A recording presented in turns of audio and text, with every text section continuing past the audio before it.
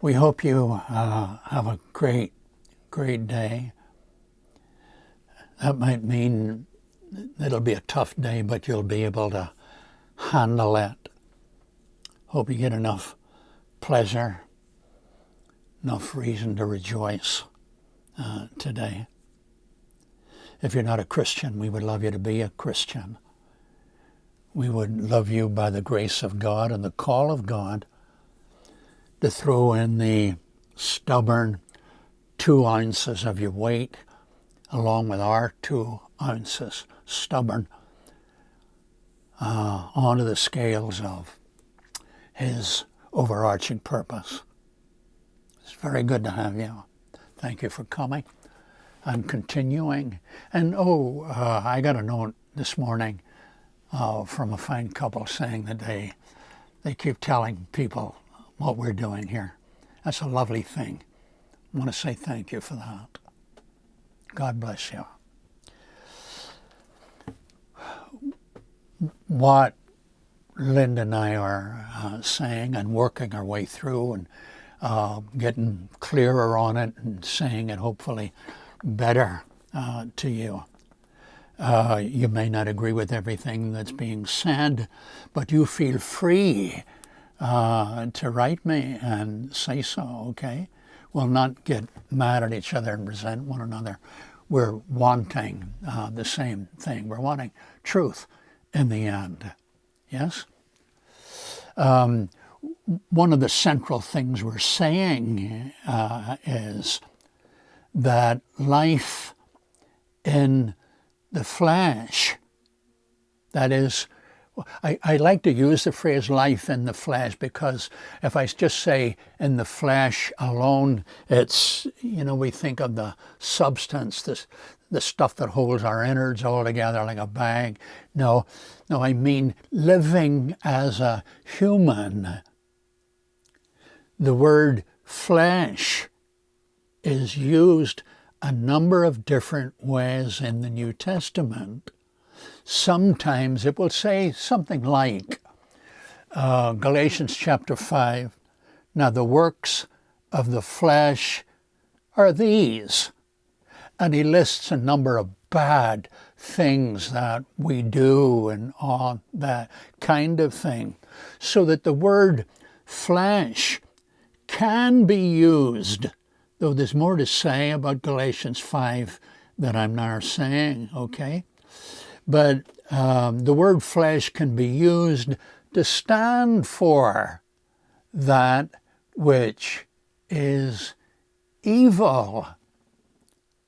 But it's critically, vitally important to know this, that being a human, just being a human, is not sinful. Jesus, Romans 8, verse 3,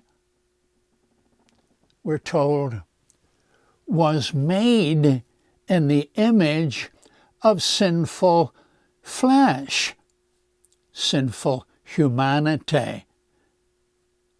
Old Testament scriptures will speak about all flesh died.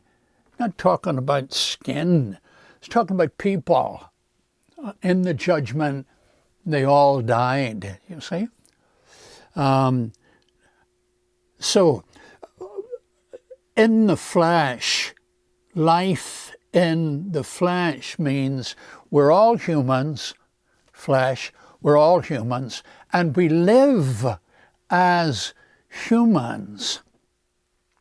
But here's one of our central proposals to you, that life in the flesh, though there are lovely things happening, lovely experiences being experienced, life in the flesh overarchingly, overall, has been corrupted.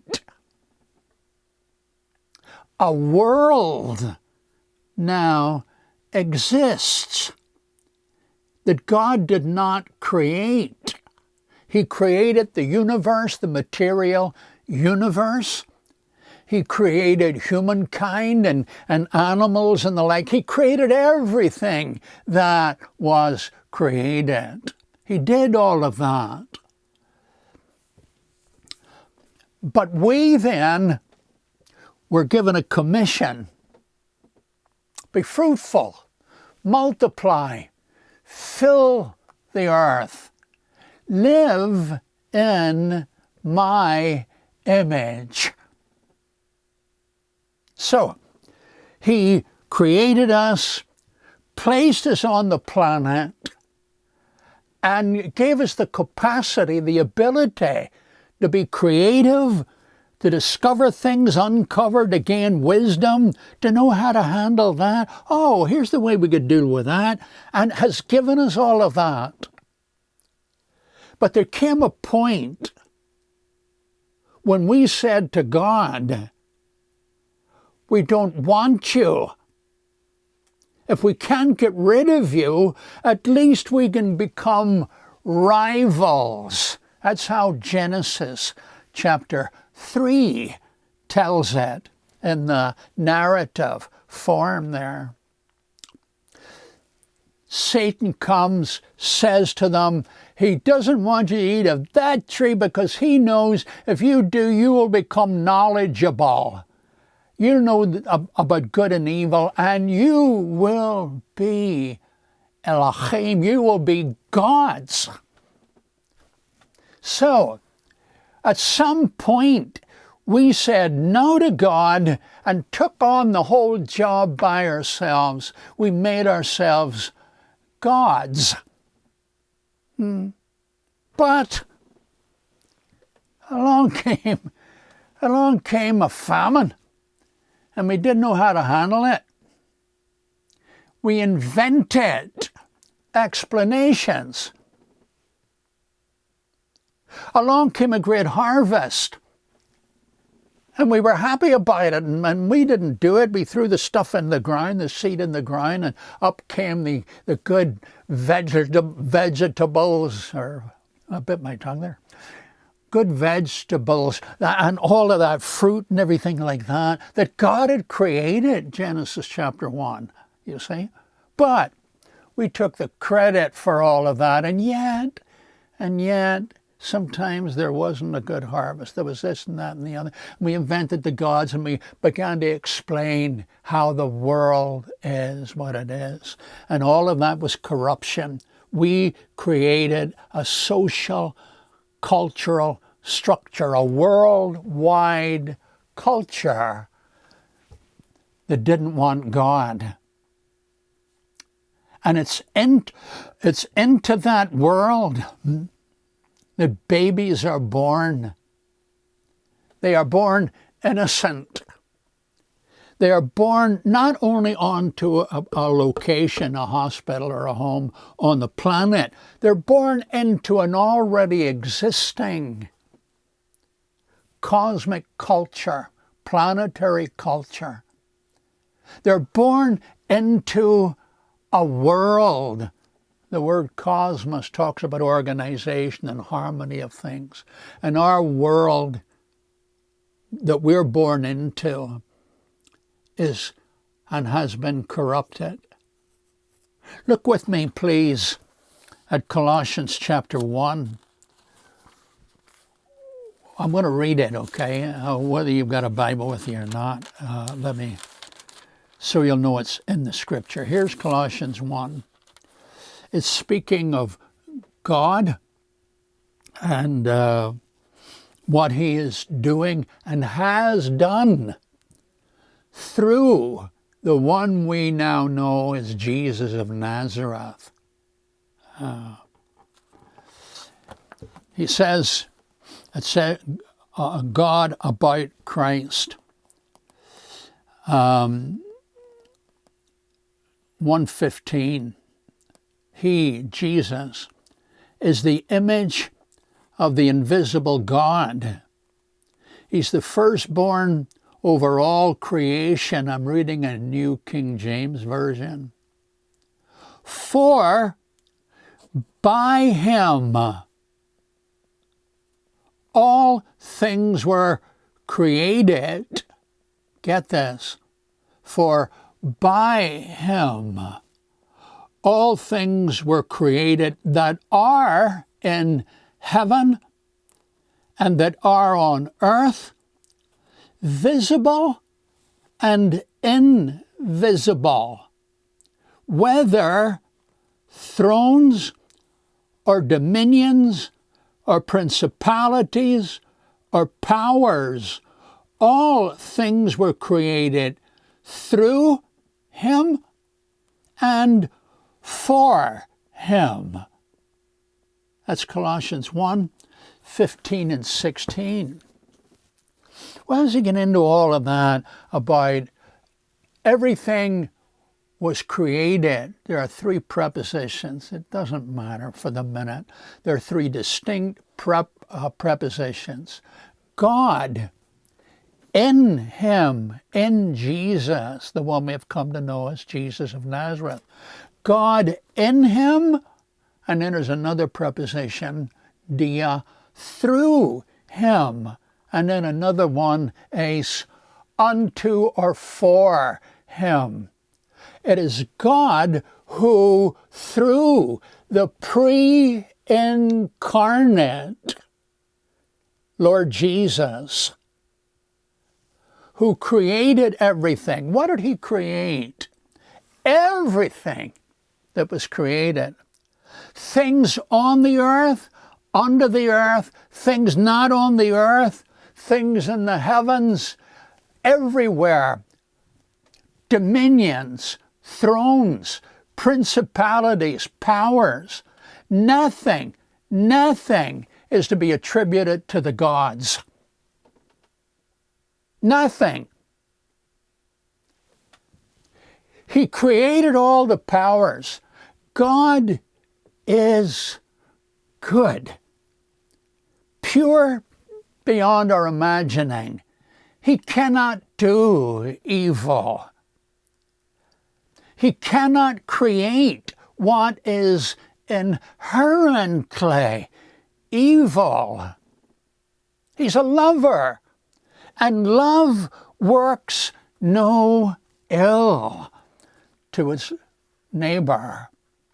Romans, and Paul's remarks in chapter something. It'll come to me in a minute. I forgot the text. He is a lover who creates, and he's created everything. It wasn't the gods that did it. Name the gods you want. No, they don't even exist. It is God who's done it all. All the powers, all the dominions, all the structures by which men and women are enabled to live, whether it's within them or around them. God has created humans. If we only knew how wondrous humans are, and how even more wondrous they're going to be. But he's done all that. He created all the powers. And then what? We took those powers and we corrupted. Did we have muscle power? We corrupted it. Did we have wisdom that made us smarter than others and able to take advantage of them? We took advantage of them. Did we have great harvests and our families and our tribes and that grew and multiplied, and then we didn't have enough ground to take care of them? So what did we do? We went and we told other people, we need your property and we're taking it. And you know what? What? We do it. We have done it. We've always done it one way or another. And sometimes have done it for the ugliest of reasons. Wars that had to be funded. So Portuguese, Spanish, French, Brit, on and on and on.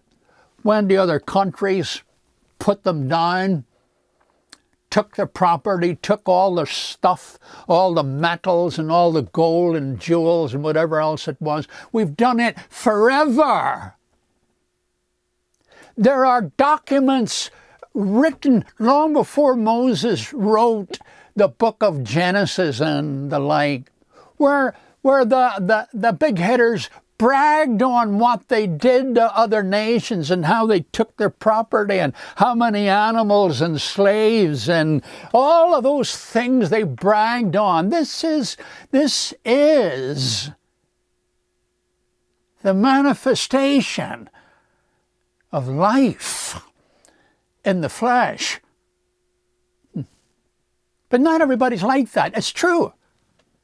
It's true. Not everyone is like that, heartless and brutal and all of that. That is the work of God also. Not only does he give sunshine and rain and fruitful seasons and all of that kind of thing, he works within us, gives us friends, gives us people who encourage us in the right way, gives us illustrations of this, and finally, give us one above all others who sees life in the flesh in totality for what it is. Came to say to lovers of life in the flesh, and who had good reason to love and want good life in the flesh. He said, I've got something better to offer. Now you are blessed, and your blessings come from my Father, but they're multiplied millions every generation since the day the human family walked away from my Father. And it'll never end. You will always have the poor. And do you know what's worse? He would say, do you know what's worse? Man thinks he can fix it. Man thinks he can fix it. He thinks he's wise enough, smart enough. And he is smart, Mark, yeah. And my Father has given him all these capacities to be smart. He's created all the powers within you and outside you, visible and invisible. All the structures, government structures. He created government structures. Romans chapter 13, let every person 13:1 and following. Let every person be subject to the higher powers, for there are no powers except they be of God. It is God who created them. And then he says that he created them that they might do good. That's their business. That's what the political, social, and other structures are for. That's why people who are good with handling money and knowing how to get it all out, economists, all of that, they've got this brilliance. They're people who are just absolutely brilliant in one area or another. All of that is of God. The gift, I mean. It's all of God. All of these gifts are of God. All of these who, whether they're voted in a democratic arrangement, or whether it's one that God allows to get on and have the power, whoever it is, God allows it. God allows it. And he has, when he created us with powers. All of that. They're all his creations. And they were all for good. They were all for good. You smart?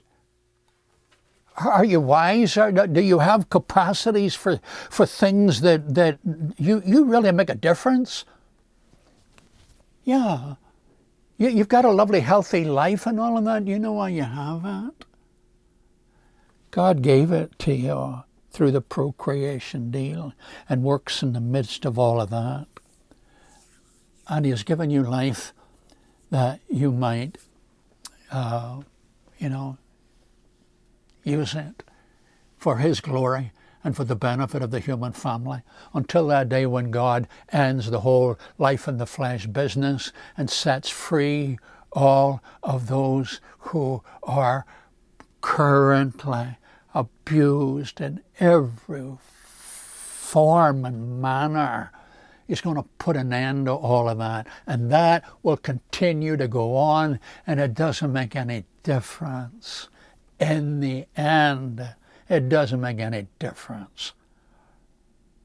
There are always going to be the people in their millions who never have a dog's chance from day one. So we just read that he made all these powers. And then what happened?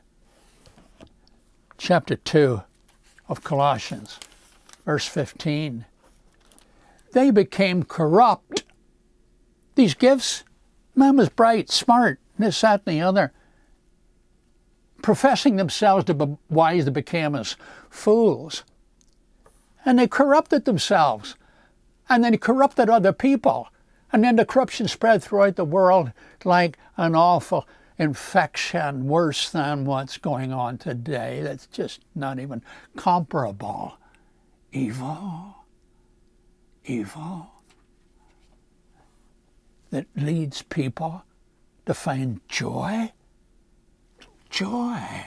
pleasure, where they brag on it to one another, write little texts to one another and tell one another, yeah, this is what I did, and it was, and withholding food and clothing and humiliating people, whole little nations being robbed. All their stuff that is good and could bring them income and all that. Some big multinational financial structures. Yeah, we'll come and get that from you.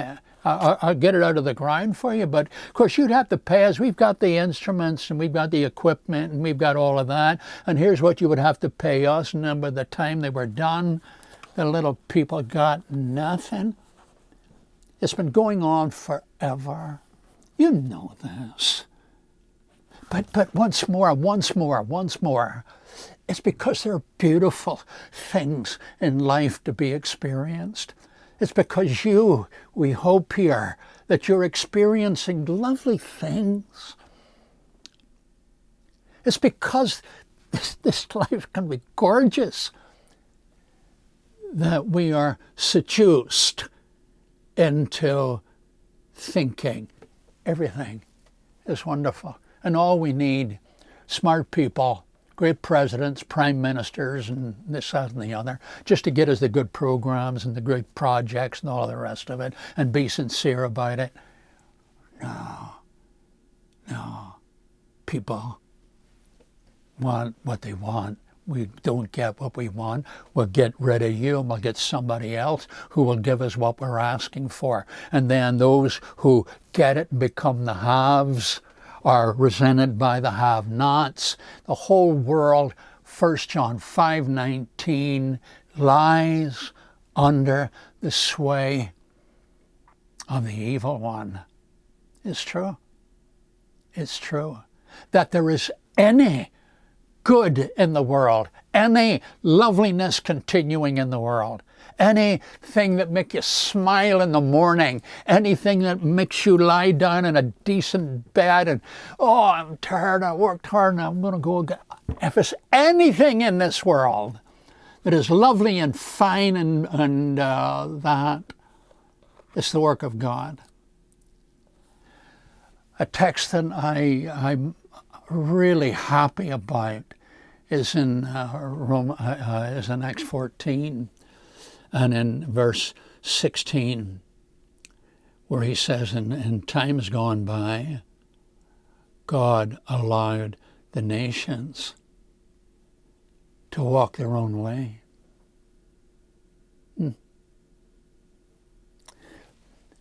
This is in the middle where Paul and Barnabas are. They're in the middle of Zeus, Jupiter, if you're a Roman. Zeus, Jupiter worship, and other gods. The whole place was filled with gods. And they saw the works done by Paul and Barnabas. You know the story, but still have a read at it, would you? And they say, no, we're not gods, this, that, and the other. And then he says, God, who in bygone years allowed the nations to walk in their own way. And look what happened. Look at the state of the world, worshiping gods. And if not gods, people. They worship themselves, Romans 1:18 and following. And then he says, but despite the fact that he allowed them to make their own choices, evil and all as they were, he left himself not without witness. He said he let them go their own way, but all the while he's giving. What does he do? He does good things. He gives them sunshine, rain, gives them fruitful seasons, fills their hearts with joy or gladness, depending on which version you're reading. If there's anything to be rejoiced in the world, it's the work of God. But get this. There are two worlds. There's the world of in the flesh, the life of the flesh. That's the one we live in. Our bodies take up room in it. We're bound by time and space, by laws and structures and all of that we have to have in order to live by. There's that world.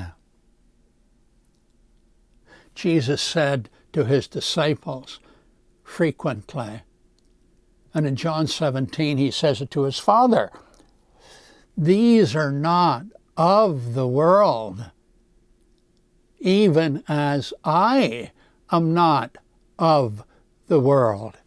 He's not talking about his own sinlessness. Of course, he's sinless. But it's not what he's talking about. He's saying, though I live in the flesh, this is not my world. My world is another world altogether. It's a world where God is center, where everything is right. If God is, that's his will, it's right. And the world is characteristically, I'm saying the word characteristically, so I won't have to say again there are lovely people and all that in the world. There are. But characteristically, the world is wicked.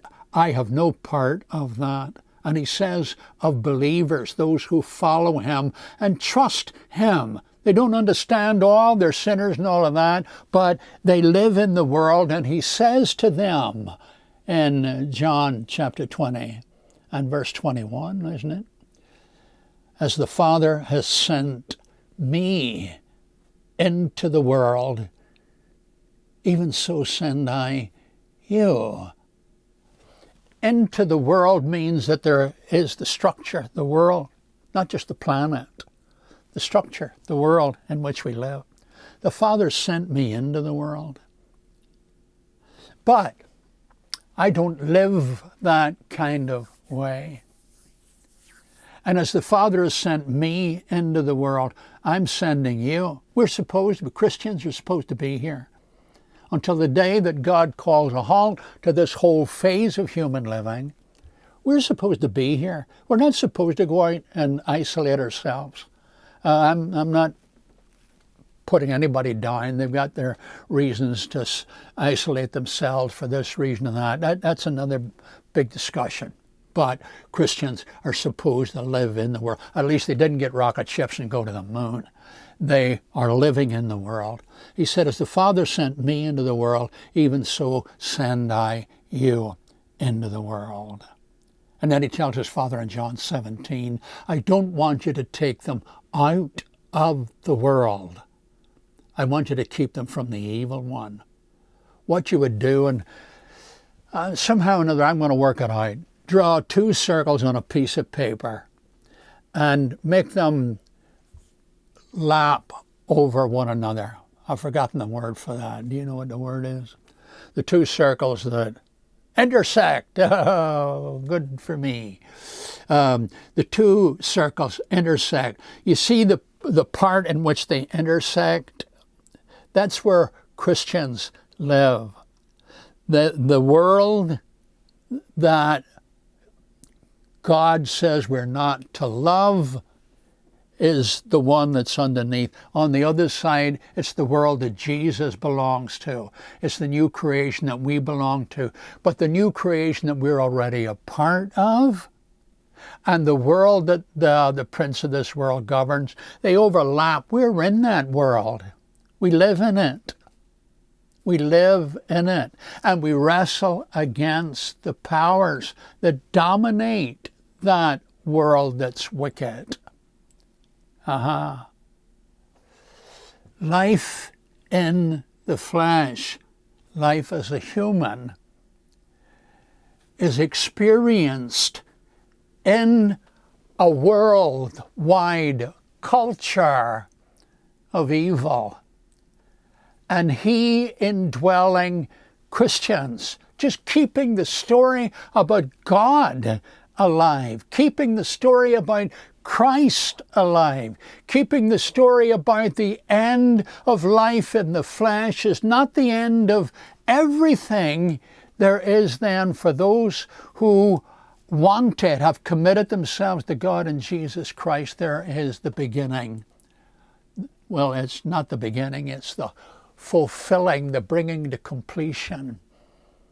Life that's brimful of life. Paul in Colossians 2, and see, I drifted away from my point. In Colossians 1, he has created everything, heaven and earth, everything visible and invisible and all the rest of it. All the powers are made by God and not by the gods. And what happened? They became corrupt. And what then did God have to do? 2:15 of Colossians. What did God have to do? He disarmed principalities and powers. He made them defenseless. You see all those principalities and powers that he made that we read up there in chapter 1, verses 15 and 16. You see all those powers that he created? They became corrupt. He created them for good. We in our sinfulness corrupted all the powers, all our wisdom, all of this and all of the other. And we became enemies of God. Well, God, 2:15 of Colossians, disarmed the principalities and powers. He made them defenseless. How did he do that? He made them defenseless. He disarmed them. He made a public spectacle over them. They thought they were big hitters. They did what they wanted to do. The people who ran the show, who were corrupt and corrupting, ran the world as the servants of a satanic power. How did he render them helpless? How did he disarm them? How did he make a public exhibition of them? And a young man, a human, Jesus of Nazareth, and he comes in and says to the world, I'm about to render judgment on you.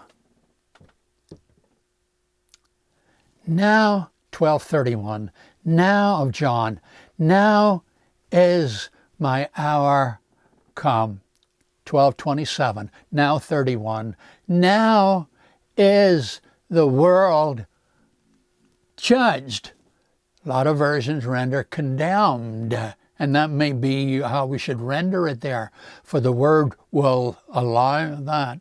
Now, sentence. I'm passing sentence on the world. How does he do that? Well, he's already been doing it, because the world and its corruption and all of that came after him and said, come on, join us and all of that, and he wouldn't have it.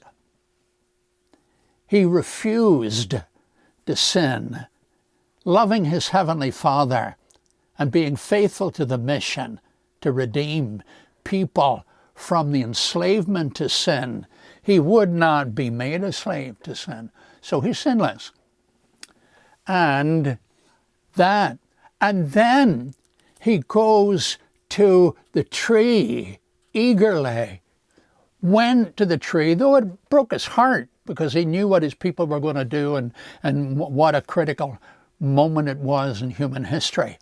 He goes to the tree and he lays down his life there. John chapter 7, 51. No, John 6, 51. Jesus said, I'm the bread that have come down out of heaven, and I give my flesh. He doesn't mean the skin. He doesn't mean the bag that holds all our stuff together. He means me in this phase of human living. I give my flesh for the life of the world. You know why I'm dying? You know why I judge the world and all of its evil? Look at me. All I've done here, for pity's sake, is to bless everywhere I go. And what does evil do with me? It will kill me. Kills me. Peter does say in Acts chapter 2 and verse 33, him being, Acts 2:23, and him being delivered by the determinate counsel and foreknowledge of God, you, by wicked hands have crucified and killed. And he'll say it again in chapter 3, you chose a murderer and you killed the Prince of Life. This is the true nature of the world in totality. This is the characteristic, it's the essence, it's the character of the world. It's the character of life in the flesh in this world. Yeah. And God sent the young man into the world, and the young man, am I done? Did you tell me, or did I say? Linda says it's time for me to quit. Well, okay, I'm quitting with this. How is it he exposed them and made the whole world, this whole culture, wicked world, how did he make it look stupid? How did he triumph over it? How did he disarm it? He did it, says 2:15 of Colossians, through the cross. On the cross, he exposed it all. Don't believe in this world. Believe in him. He said, this world, I have nothing to do with it. I'm done with it. I want to save people out of it and from it. And this is how I do it. First, I expose it. Then I am made Lord of all. And I am in control of it. Okay, I'm done. Thank you very much. Sorry for running on and on.